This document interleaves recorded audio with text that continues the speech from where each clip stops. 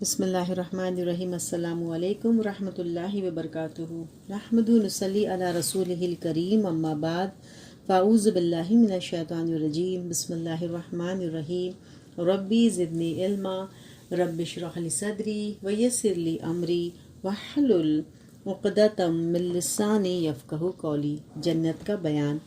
آج کا ہمارا باب ہے دنیا میں جنت کی بعض نعمتیں۔ حجر اسود جنت کے پتھروں میں سے ایک پتھر ہے۔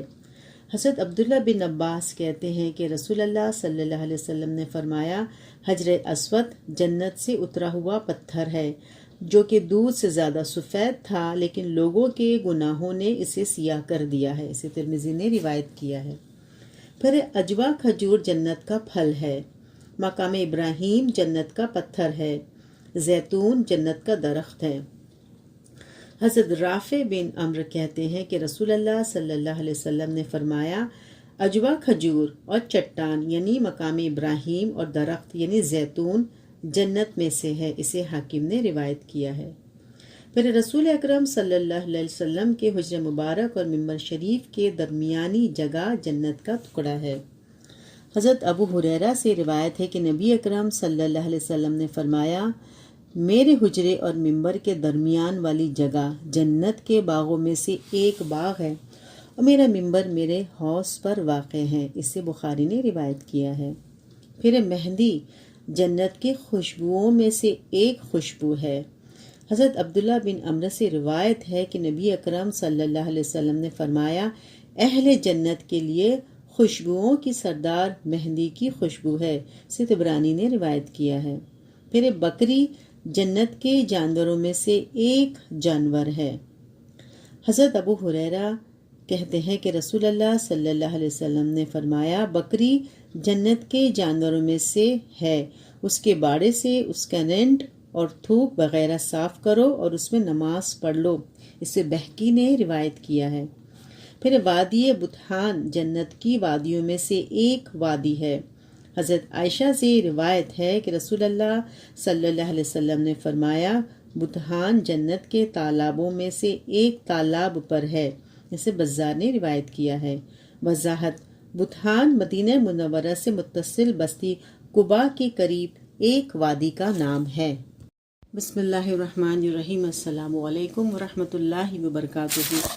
نحمد نصلی علی رسولہ الکریم، اما بعد، فاعوذ باللہ من الشیطان الرجیم، بسم اللہ الرحمن الرحیم۔ ربی زدنی علما، رب اشرح لی صدری ویسر لی امری واحلل عقدۃ من لسانی یفقہوا قولی۔ جہنم کا بیان۔ آج کا ہمارا باب ہے جہنم اور صحابہ کرام۔ حضرت عائشہ جہنم کی آگ یاد آنے پر روتی رہیں۔ حضرت عائشہ سے روایت ہے کہ انہیں جہنم کی آگ یاد آئی تو رونے لگی۔ رسول اللہ صلی اللہ علیہ وسلم نے دریافت فرمایا، عائشہ کیوں رو رہی ہو؟ حضرت عائشہ نے عرض کیا، یا رسول اللہ صلی اللہ علیہ وسلم، جہنم کی آگ یاد آنے پر روئی ہوں۔ کیا قیامت کے روز آپ اپنے اہل و عیال کو بھی یاد رکھیں گے؟ رسول اکرم صلی اللہ علیہ وسلم نے ارشاد فرمایا، 3 جگہوں پر کوئی آدمی کسی دوسرے آدمی کو یاد نہیں کرے گا۔ نمبر 1، میزان کے پاس، یہاں تک کہ اسے پتہ چل جائے کہ ان کے اعمال کا وزن ہلکا رہا ہے یا بوجھل۔ نمبر 2، نامہ اعمال ملنے کے وقت جب پکارا جائے گا کہ آؤ اپنا اپنا نامہ اعمال پڑھو، حتیٰ کہ اسے پتہ چل جائے اسے اس کا نامہ اعمال دائیں ہاتھ میں دیا جاتا ہے یا بائیں ہاتھ میں پشت کے پیچھے سے۔ نمبر 3، پل صراط سے گزرتے وقت جب وہ جہنم کے اوپر رکھا جائے گا۔ اسے ابو داؤد نے روایت کیا ہے۔ پھر حضرت عبداللہ بن رواحہ اور ان کی بیوی جہنم کو یاد کر کے روتے رہے۔ حضرت قیس بن ابی حازم کہتے ہیں کہ حضرت عبداللہ بن رواحہ اپنی بیوی کی گود میں سر رکھے ہوئے تھے کہ اچانک رونے لگے۔ ان کے ساتھ ان کی بیوی بھی رونے لگی۔ حضرت عبداللہ بن رواحہ نے پوچھا، تم کیوں رو رہی ہو؟ بیوی نے عرض کیا، آپ کو روتے دیکھا تو میں بھی رونے لگی۔ حضرت عبداللہ بن رواحہ نے فرمایا، مجھے اللہ تعالیٰ کا یہ فرمان یاد آ گیا، سورہ مریم آیت نمبر 71، تم میں سے کوئی ایسا نہیں جس کا جہنم سے گزر نہ ہو، اور مجھے نہیں معلوم کہ جہنم کے اوپر رکھے ہوئے پل صراط کے اوپر سے گزرتے ہوئے ہم بچیں گے یا نہیں۔ اسے حاکم نے روایت کیا ہے۔ پھر ہے حضرت عبادہ بن سامت جہنم کو یاد کر کے روتے رہے۔ حضرت زیاد بن اسود سے روایت ہے کہ حضرت عبادہ بن سامت بیت المقدس کی مشرقی دیوار پر تھے، اچانک رونے لگے۔ لوگوں نے پوچھا، اے ابو ولید، حضرت عبادہ بن سامت کی کنیت کیوں رو رہے ہو؟ حضرت عبادہ فرمانے لگے، یہی وہ جگہ ہے جہاں رسول اکرم صلی اللہ علیہ وسلم نے ہمیں بتایا کہ میں نے جہنم دیکھی ہے۔ اسے حاکم نے روایت کیا ہے۔ حضرت عمر اور اللہ کے عذاب کا خوف۔ حضرت عمر بن خطاب نے فرمایا کرتے تھے، اگر آسمان سے کوئی پکارنے والے پکارے، اے لوگوں، تم سب جنت میں داخل ہوں گے سوائے ایک آدمی کے، تو مجھے ڈر ہے وہ آدمی میں نہ ہوں۔ اور اگر آسمان سے کوئی پکارنے والا پکارے، اے لوگوں، تم سب جہنم میں جانے والے ہو سوائے ایک آدمی کے، تو میں امید رکھتا ہوں وہ اللہ کے فضل کرم سے میں ہوں۔ اسے ابو نعیم نے حلیہ میں روایت کیا ہے۔ پھر حضرت عائشہ جہنم کی گرمی اور زہریلی ہوا کا عذاب یاد کر کے دیر تک روتی رہیں۔ حضرت عروہ اپنے باپ حضرت زبیر سے روایت کرتے ہیں کہ میں جب صبح گھر سے نکلتا تو پہلے حضرت عائشہ کے گھر سلام عرض کرتا۔ ایک روز میں گھر سے نکلا اور حسب معمول سلام کرنے حاضر ہوا تو حضرت عائشہ نماز میں کھڑی تھی اور قرآن مجید کی آیت سورہ طور آیت نمبر 27 تلاوت فرما رہی تھی۔ اللہ نے ہم پر احسان کیا اور گرم زہریلی ہوا کے عذاب سے بچا لیا۔ حضرت عائشہ یہ آیت بار بار پڑھتی جا رہی تھی اور روتی جا رہی تھی۔ میں انتظار کے لیے کھڑا ہو گیا حتیٰ کہ میرا جی بھر گیا اور میں کسی کام سے بازار چلا گیا۔ واپس پلٹا تو حضرت عائشہ ابھی تک نماز میں کھڑی تھی اور وہی آیات پڑھ پڑھ کر روتی جا رہی تھی۔ حضرت عمر عذاب کی آیات پڑھ کر اس قدر روئے کہ بیمار پڑ گئے۔ حضرت عمر بن خطاب سورہ طور کی تلاوت فرما رہے تھے۔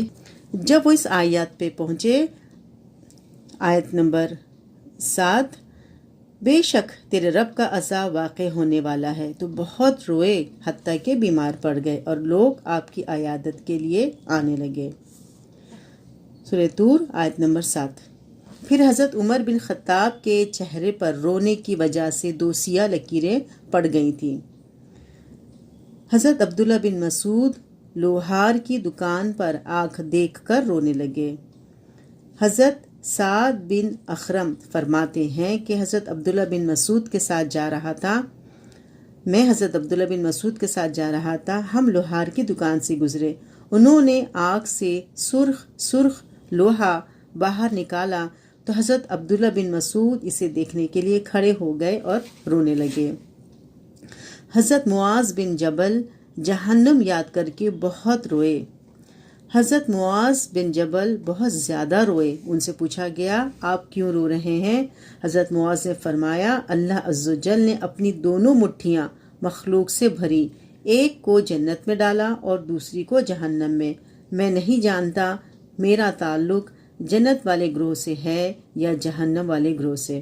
وضاحت: یاد رہے کہ رسول اکرم صلی اللہ علیہ وسلم کا ارشاد مبارک ہے، اللہ تعالیٰ نے جنت اور جہنم کو پیدا کیا تو دونوں کے لیے الگ الگ لوگ بنائے۔ مسلم۔ پھر ہے حضرت عبداللہ بن عمر کو جہنمیوں کا پانی طلب کرنا یاد آیا تو رونے لگے۔ حضرت سمیر ریاحی اپنے باپ سے روایت کرتے ہیں کہ حضرت عبداللہ بن عمر نے ٹھنڈا پانی پیا تو رونے لگے اور بہت زیادہ روئے۔ ان سے دریافت کیا گیا، آپ کیوں اتنا روئے؟ حضرت عبداللہ بن عمر نے فرمایا، مجھے قرآن مجید کی یہ آیت یاد آ گئی، جہنمی جس چیز کی خواہش کر رہے ہوں گے اسی وقت وہ اس سے محروم کر دیے جائیں گے۔ سورہ سبا آیت نمبر 54۔ اور مجھے معلوم ہے کہ اس وقت جہنمی کچھ نہیں چاہیں گے، بس ان کی ایک ہی خواہش ہوگی، پانی ملنے کی، کیونکہ اللہ عز و جل نے ارشاد فرمایا ہے، جہنمی اہل جنت سے درخواست کریں گے۔ سورہ اعراف آیت نمبر 50، تھوڑا سا پانی ہمیں دے دو یا جو رزق اللہ نے تمہیں دیا ہے اس سے کچھ پھینک دو۔ پھر ہے حضرت سعید بن جبیر جہنم کے تصور سے ہنستے نہیں تھے۔ حجاج بن یوسف نے حضرت سعید بن جبیر سے حیران ہو کر پوچھا، مجھے پتا چلا ہے کہ آپ کبھی نہیں ہنستے۔